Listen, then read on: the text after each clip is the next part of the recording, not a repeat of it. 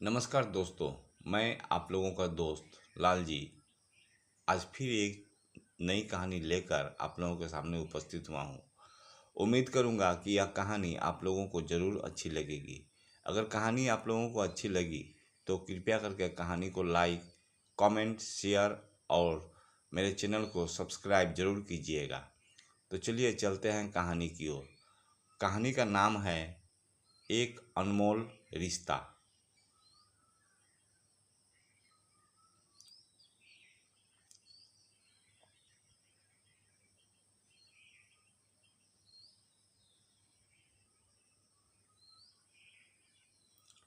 गांव के एक छोटे से कोने में एक पुराना बरगद का पेड़ था। उसके नीचे हर दिन शाम को रामू काका बैठा करते थे।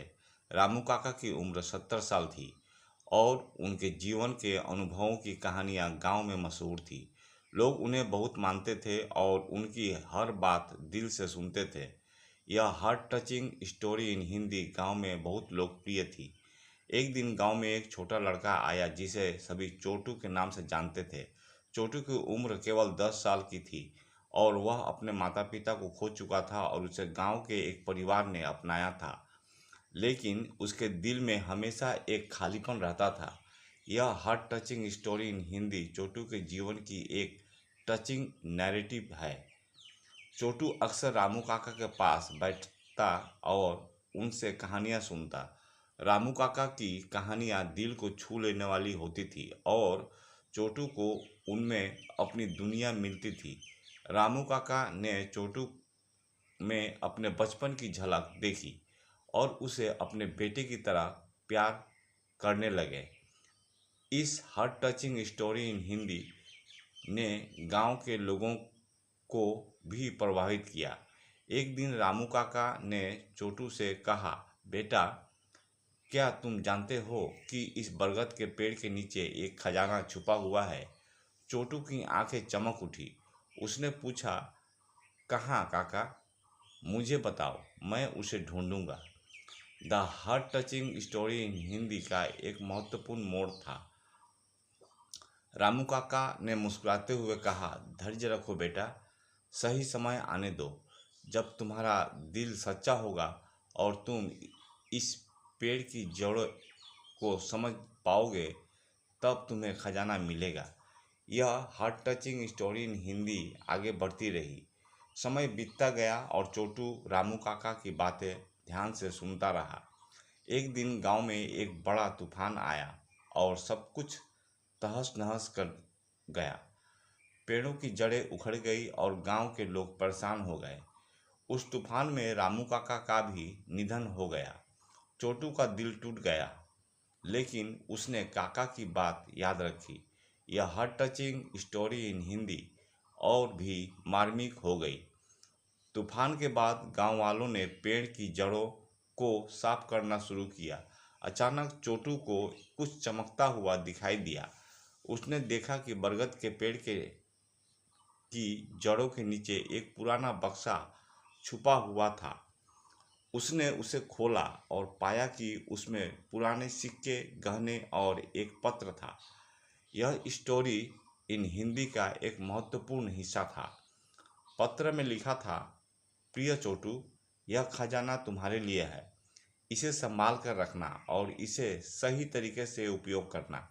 याद रखना, असली खजाना दिल की सच्चाई और प्रेम में है।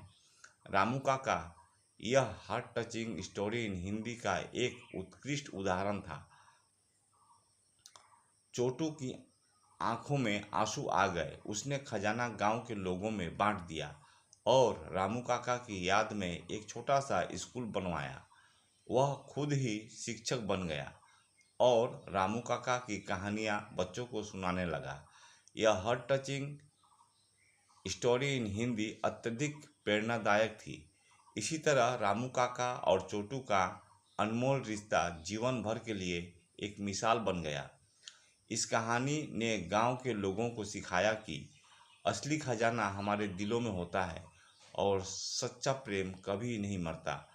यह heart touching story in Hindi और भी गहराई से दिल में उतर गई। इस इस heart touching story in Hindi ने गांव के लोगों को यह सिखाया कि जीवन में सबसे महत्वपूर्ण चीज़ें वे हैं जो हमें दिल को जोड़ती है। यह heart touching story in Hindi ने सभी को अंत तक बांधे रखा। इस स्टोरी इन हिंदी का अंत बेहद प्रेरणादायक और दिल को छू लेने वाला था।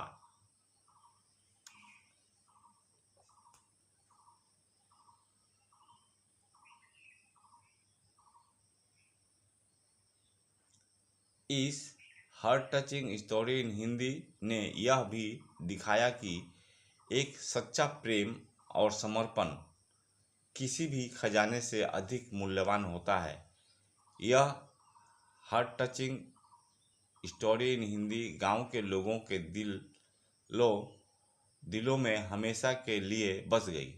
यह heart touching story in Hindi ने सभी को यह सोचने पर मजबूर कर दिया कि जीवन में सच्चा खजाना क्या होता है।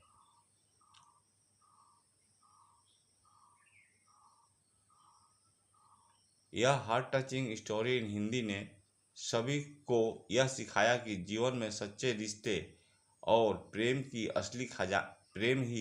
असली खजाना है। इस heart touching story in Hindi ने सभी को यह संदेश दिया कि सच्चे प्रेम और समर्पण का मूल्य किसी भी खजाने से अधिक होता है। इस प्रकार यह स्टोरी इन हिंदी सभी के दिलों में हमेशा के लिए बस गई और एक सच्चे प्रेम और समर्पण का प्रतीक बन गई। यह heart touching story in Hindi सभी के लिए एक प्रेरणा स्रोत बन गई और यह दिखाया कि सच्चा खजाना हमारे दिलों में होता है।